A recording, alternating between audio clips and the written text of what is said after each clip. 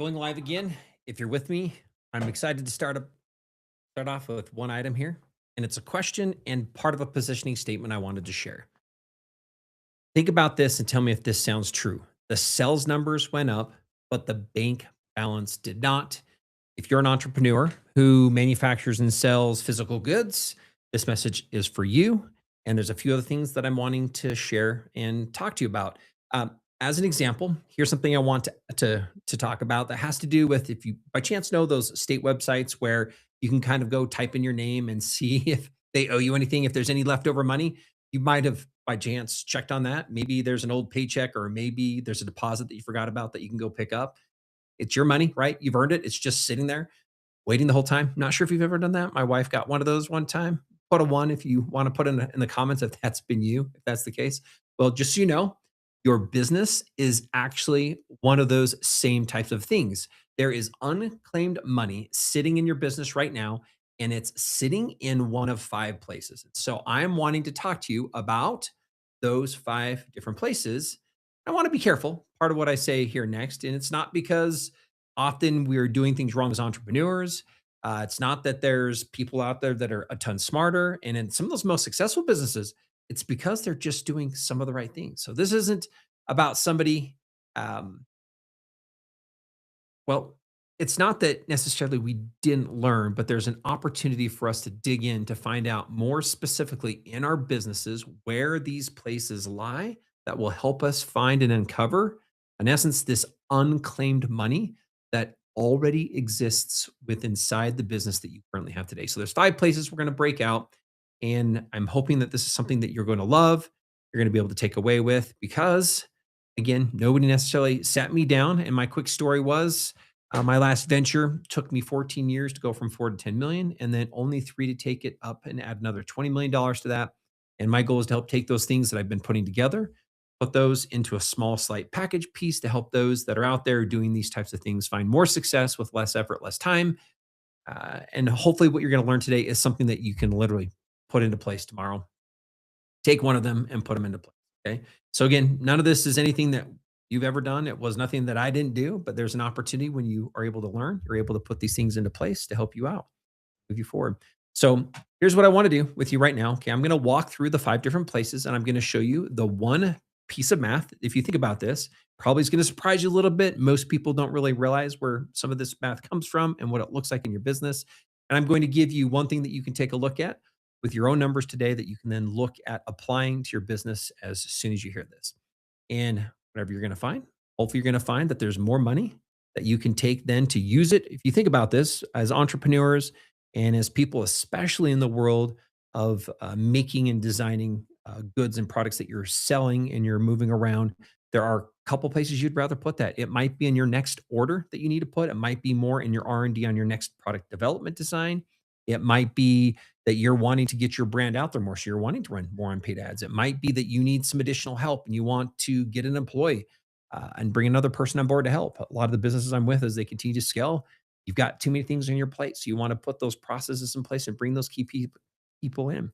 One other key thing or entire area, which is where a lot of us do, is we want more time, right? Maybe we're wanting to use that money to do the things that we want to do for our families, or heck, maybe it's the car that you needed to fix or the new car you want to drive. So all those are things that you can do.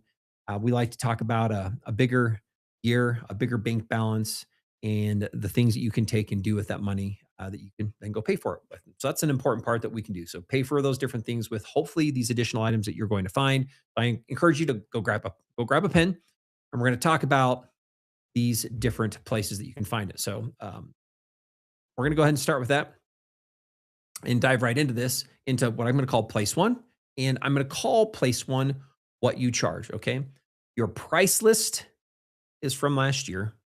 Your costs most often are not. And so, what do I mean by this first place?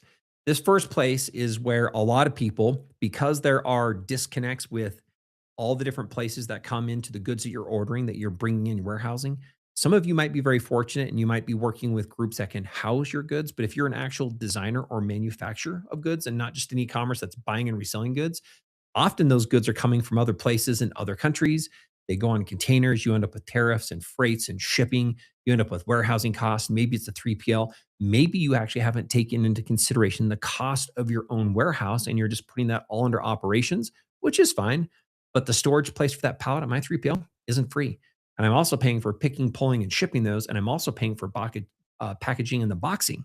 And so one of the things that we find is that a lot of times through orders and the time, we often aren't going back and re-updating our price lists with the details, which we won't get into here. I'm going to call this your bill of materials and your complete cost of goods because when things get shipped, there is a cost for what I call China Air, and there are duties and tariffs and other things that require you to pay. And often they get written, and it's because they're in four different places. They never come together in one bill. In fact, when we did this with a business that I worked with recently, I think it probably took us about 3+ months to get everything together. And then, even because we weren't doing that or the company wasn't tracking that the last year, it's taken another 6 months to 12 months on new orders. And then again, that delay from the time that the product arrives and all of those other pieces come together for you to be able to compile that together. So, this is one of the first areas that there's a major opportunity to find about where some of these extra costs are going. So you think about this over the year and the costs have gone up. And what you're finding is it's 4 or 5 different times in small increments and might even be a piece in the manufacturing process that's gone up. And at the end of the day, you're not calculating that back in. And we're thinking there might be a challenge with our price. And so we can't raise prices. At the end of the day, I just want to challenge everybody that there are great opportunities for you to take a look at not only your costs, but where that money can be understood and brought together so that you can decide how that fits into your costs and what that means on your products and your pricing and your positioning. And it's one of the most powerful things for you to understand. And we'll talk about a little bit later about the challenges this creates in another place that you can go find money at as well. And so this is number one. And this is, again, the place one, which is then what you charge should be determined based on what your costs are, not just something that we want to charge out there in the industry. Again, we're not here to solve pricing and the strategies of pricing, but often we're misaligned. And I was reading a study here most recently that just talked about most businesses are underpriced by about 5 to 15% as a range in general based on what consumers will buy or what they're going to be willing to pay from them, right? So we're going to talk about place number two, and this is what you order. All right, sales are up, and there still is never any money in the bank. Anybody else by chance know this, or does this feel familiar? I hear this quite a bit as well, especially in the manufacturing world. And here's the challenging part with this is you can have a really great month and have everything happen. And one of the biggest challenges, if you think about this, is that you had to pay and buy a bulk order of X amount of a minimum, and they're sitting there on the pallet rack. And so, as part of this, even though you have a great time and a great month and you're finding success, a lot of the money that you're hoping to have in part of the business is being locked up because it's sitting on the pallets, it's sitting on the shelves. And some of this could even be in potentially dead inventory and other things. But again, that's one of these key things to look at. So it's not even thinking about necessarily what you've got going on now, but that order coming up. And you can decide how much you need to order, how much you need to be carrying. And this is another great thing to think about, which is forecasting. And what I mean by forecasting is how quickly do you sell through a set of orders that you have to have in a minimum quantity of product. And sometimes we overorder because we think it's going to be a great fourth quarter. And sometimes we find that we are doing better with ads and we're doing better with marketing. And sometimes we don't, because one of the other big things that you can find as a challenge is running out of stock as well. So you end up with a balance here. But we find that a lot of the businesses I'm with don't know and aren't sure of how their flows look or what that strategy is consistently. So we end up with a lot of money that would be used in other places a lot better or more effectively, ends up getting locked up in the inventory that you have on multiple products, potentially filling the shelves, and you're not even quite sure what that turn ratio is. And so coming back to it, go look at your warehouse right now. Look at the stuff that's on your racks. Look what's been sitting on there since last season. And just so you know, that's not going to be considered inventory. That is literally the money that is sitting on a box on the shelf that is not in your bank account. My recommendation is take a look at that. I've met several owners in the same position that at a certain point, it's going to be better to clear that inventory out, ideally at cost or plus a little bit, so that you can reconvert that money back into your bank and using it for other things. And even if not, if it's going to sit there for another year and a half, like Like, who says that product and anybody's going to want to buy in a year and a half? So it'd be better even to still move through that quicker than you would expect. I was thinking about this with Marcus, was his name, Laconian, part of the profit, and he would come into a company and he's like, "How long have you had these things?" It's like 3 years, but it's all worth this money. He's like, "Man, that money was written off 2 years ago, and now you're just still sitting on this inventory that is money that can be converted and used, or space that can be converted or used, etc." And so just know that that's one of those other key places. Again, the place number two is what you order. Be aware of what that is, because cash from your money, cash from your bank could be sitting there in these areas and in these pallet racks and on these spaces that you're probably not aware of how long have I had this product and over how many months more inventory do I have. And some of those might be some of the best times to run some kind of a special great discount, buy one, get one at half off, add it as a premium, as an add-on, in order to move through and convert that inventory into cash so that it's not sitting on your shelf, it's in your pocket. Again, you can agree or disagree. I just find that there's a lot of money, and inventory is one of the heaviest costs in a company that is building and designing and manufacturing products. And at the end of the day, there can be millions of dollars locked up on shelves. And because it's not something that everybody looks at all the time, or they don't understand the length of time that that inventory will last, there is a lot of money that can be converted and put into your pocket. And the second part of that is, next time you order, you can hopefully order a little bit more strategically to look at what that is. And so you have less money out over less extended periods of time. I'm going to talk about number three. Okay. And this is what you make. So somewhere in your product line, okay, there's a product that does not make you any money. Okay. And I'll bet you that you probably already know what this one is, but you might not. So I want you to think about this one again, what you make. So you probably know it, but you just can't prove it.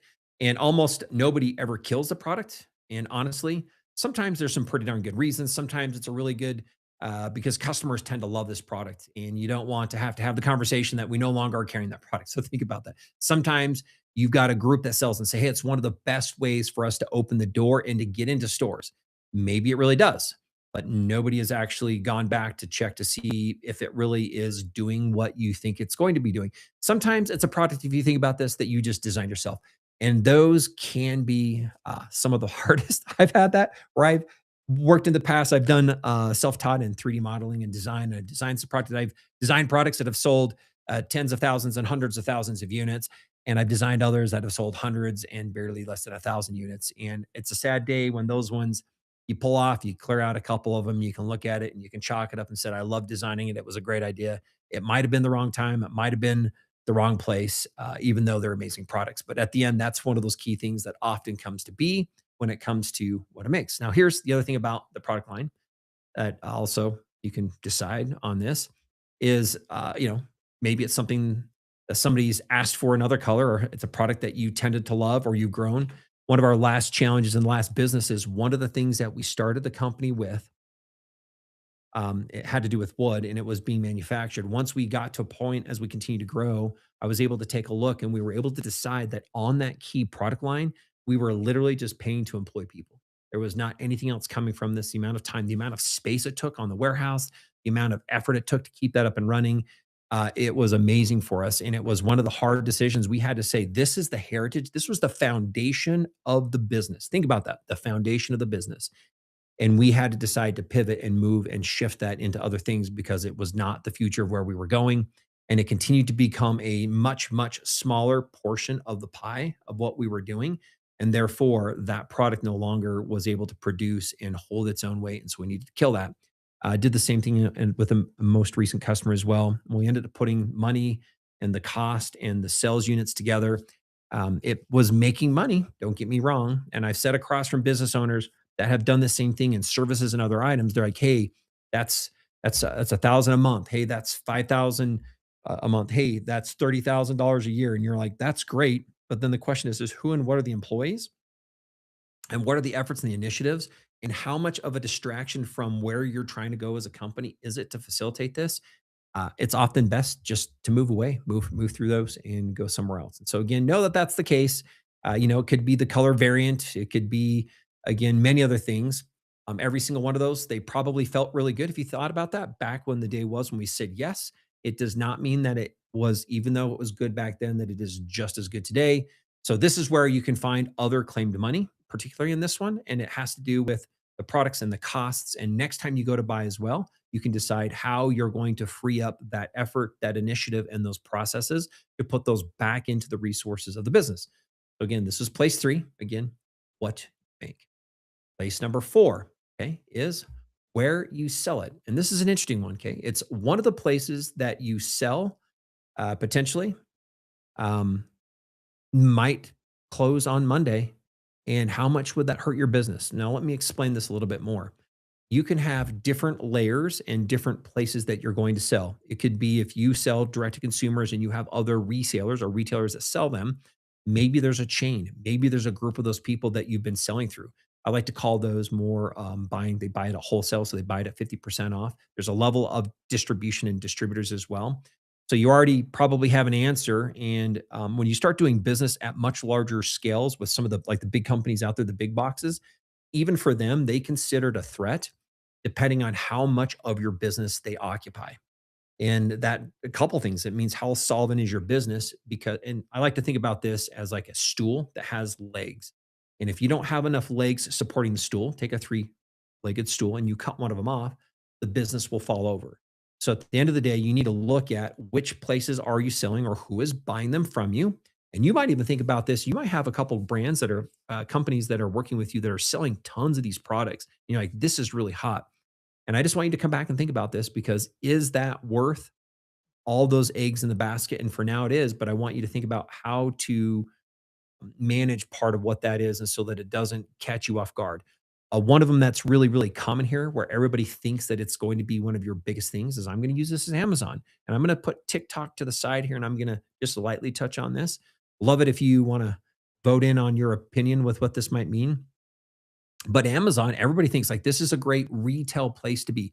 It's a place you need to be, but the money and the profit is not what most businesses think. In fact, a lot of businesses use this to drive complete brand visibility and they're making money, but a lot of that money is a lot less than you think. And they're using it because people who see and want to buy products will then buy there. And then they might also buy because a lot of people just prefer yourself as a key, the manufacturer of good. They just trust there's a higher trust there. And so they'll come back to the site as well. So Amazon ends up being the catch-all, and a lot of them run that at a break even plus a little bit in order to keep their flow and their warehouses and their goods and their cash continuously moving. Again, a lot of brands find quite a bit of success, and a lot of them, unfortunately, when you go look at your product assortment, there might be some that are just not making you the money that you think. And then don't over justify yourself on this. And what I mean is, stats are stats. There's no reason to try to fudge a stat to make it look different or to make it look better than what it is. It's okay.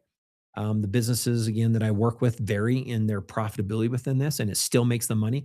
I like to call Amazon, again, more like that wholesale channel. In essence, you can just think that 50% of your margins going away because of the cost and the handling and your team and FBA and FBM and returns and everything else. You're paid marketing on that exclusive channel, which doesn't fit with part of your Google and your Facebook and your Instagram and everything else.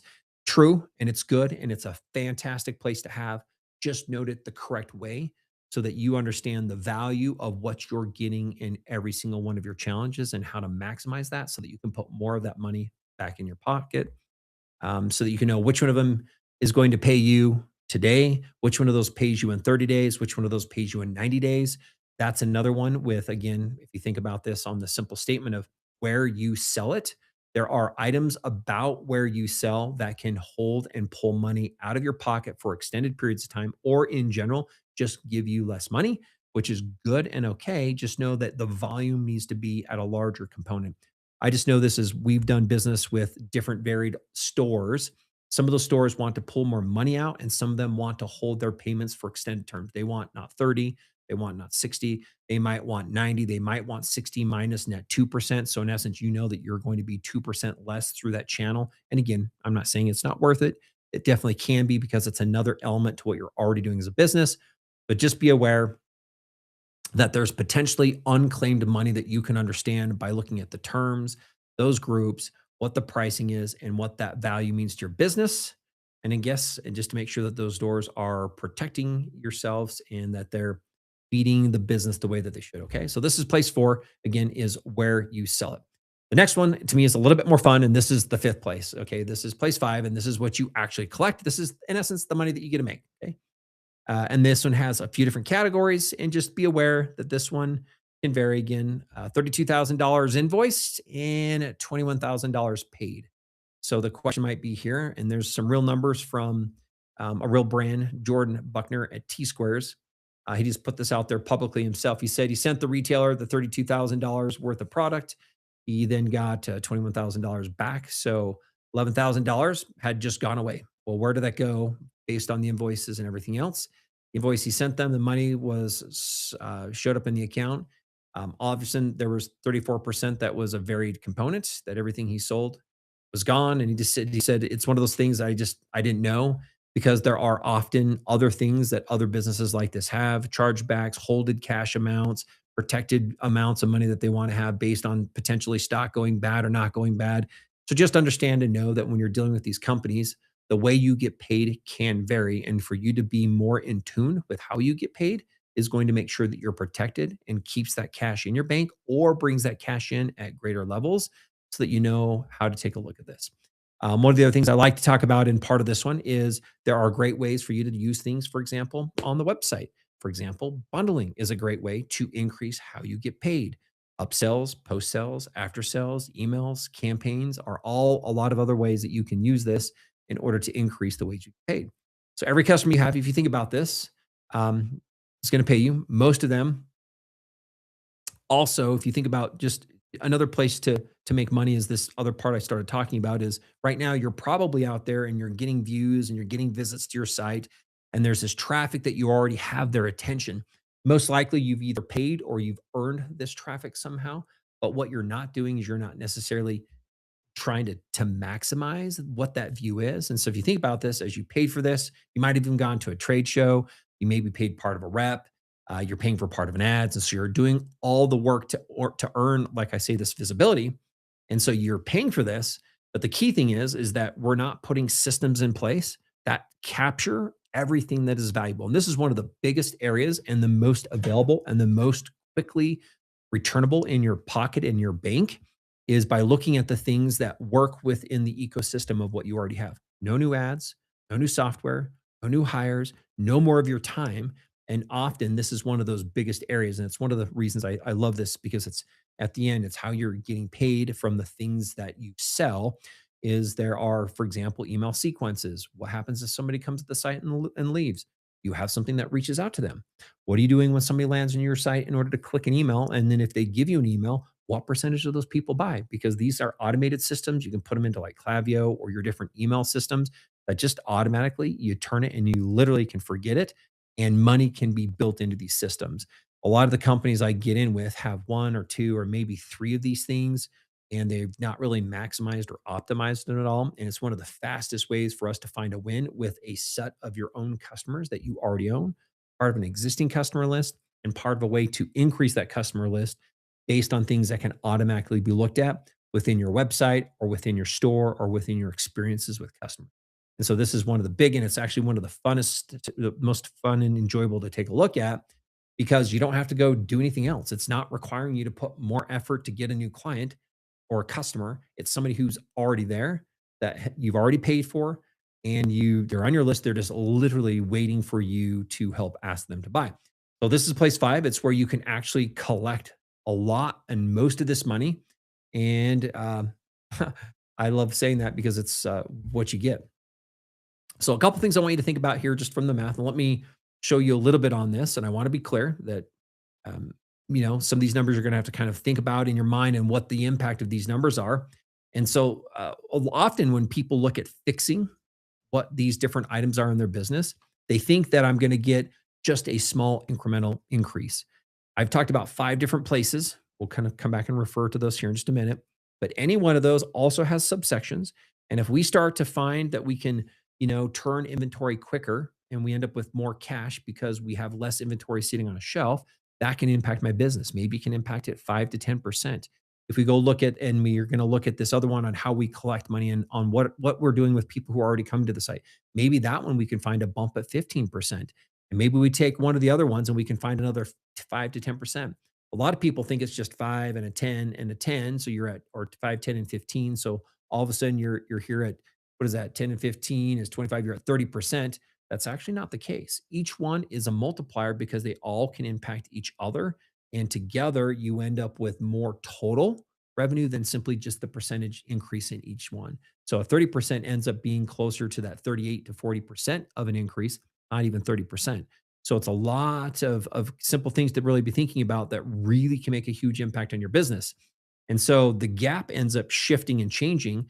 That is free money because there are things that you're already doing, processes that you might already have in place, but recognizing them just a little bit differently in order to find out a way to gather more of the money that is already part of what your business is so that you can have that and have access to it, begin to use for the things that you want to pay for, whether that's for yourself and your family at home, whether that's for your employees, whether that's for growing the business, whether that's for inventory, whether it's for new development on products, etc.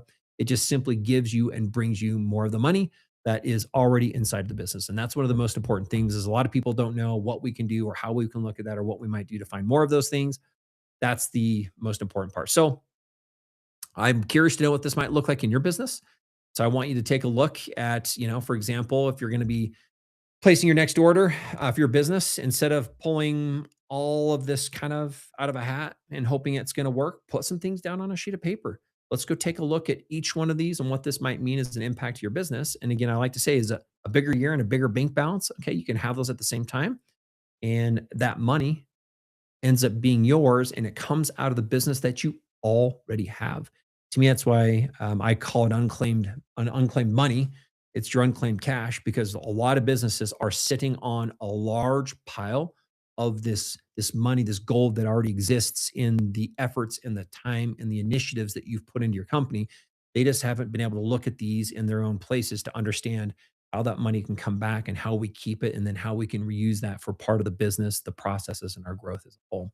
So tell me again, you want to go ahead and comment which one of these five potentially tends to stick out to you on the greatest. Let me go back through each one of those really quick. Let me pull up my sheet here just so I can refer to those five for you here at the end. Okay, place one, if you remember, is what you charge. Place number two is going to be what you order. Place number three is what you make. Place number four is where you sell it. And place number five is then how you get to collect or what you do to actually collect on those different pieces. So let me know. I'll put together a worksheet if you're interested on these different pieces. One of the things that we do with businesses is we love help coming in and looking at your company and your business. And we look at these five categories. Remember, there's some subsets of these categories. And literally, I can say, hey, tell me what you know or how this looks for your company. If you're like, I don't really know, man, circle that. That means there's obviously money to be found in here. We might say, hey, tell me a little bit about your systems that you have when people come to your store, when people come online and they visit your sites or they even visit your dealer sites. Tell me a little bit more about what that experience looks like and what you might have set up that is automatically going to capture the revenue that comes from them. And we have a list of about 13 key email workflows as an example. There are really five plus two extra ones that you have to have as a business. And then there's another set of about 20 that you can put in place that literally just run automatically in the system. And we can go through and say, which one of these do you already have open? And which one of these and how good are they put together? Are they, I call it a level one, two, or three? Do we have at least a level one? Or do we have a level two or level three? And then we can circle and say, look at this. We believe that this is the percentage of additional money that potentially sits here in these categories. We look at your products, we look at pricing, we look at how you're putting those together in sets or combos or bundles. I'm a big proponent for that. A lot of people are just underutilizing again, and they're just not claiming this money that sits in a business from the existing set that you already have. We'd love to come in and take a look at again what you have. Our goal is to help see if at all we can uncover. On average, you could say 100,000 in annual recognized revenue that would be new that you could be able to find by putting a few things in place. And if you want, we give you a plan on what that is. You can go take that and apply that plan on your own. If you want help with that, we love to help customers put those plans into place to help you find this unrecognized money that already exists in your business. So, with that, like, subscribe, and follow. Share these things with others. I will be breaking these five down in more detail later on. Right now, it was a little bit of a high place. I just wanted to get this out. It was on my mind with some of the things that we've been doing with businesses. And as you know, I'm trying to go live daily. And that's my thoughts. So hopefully this brings and creates a little bit more curiosity. I am all over the place. And so I would love to have questions or comments about what you would like to hear or things that I might be able to assist you with. And I'll do a better job at narrowing those down as time goes on, as I continue to become a little bit more coherent, a little less Nathanish, meaning I always feel like people say that I need an interpreter. I'll say something and then one of my team members will say the same thing that, and everybody's like, they shake their, oh, that makes sense. I said, I swear I just said the exact same thing. Not always the case, but I'll work on keeping those things a little bit more simplified and clear just because I tend to overcomplicate it. And I know we need to keep it easy. So my goal is to keep it as easy as we can with the help and give me feedback, provide insights, tell me what you would like to have as a couple topics. I have a bunch coming up tomorrow. I think I talked a little bit about price lists today as one of those key things. I'll talk about price lists. I have about 180 items that I'm wanting to go through on a variety of things in businesses that I've decided to pull together. Some of those will be leadership items. Some of those will just be simply entrepreneurial insights. Some of those will be specific tactics for businesses. Some of those will be foundational, like strategies, is what I call them. Some of them will be clarity. Often, one of the biggest challenges we have is that we're just not clear on exactly what we should do and what we need to do as a next step. That honestly was my biggest fear when I was, trying to grow that last venture. And part of that was, I had this thought: is the business going to outgrow me, or can I continue to do the things that will help elevate this business to get it to what I believe is absolutely possible? And again, that's where you've heard me talk about becoming a lover of learning, where I decided to really dive into this and become a student of my future self. And again, my big goal right now, as I've done this, is how do I go help other brands or businesses truly, again, in, like I say, that like to make and sell physical goods in the world, to help them find more success by utilizing these key strategies that have helped me and allow me to find success, to do so in a lot less time and with a lot less effort, and in a way that just helps you put, again, have a bigger year, a bigger bank, and have more of the money to pay for the things that you want for yourself or for the business, in order to continue to have the lifestyle and have the freedom that you're wanting as an entrepreneur and or as a key team member of business. So with that, peace.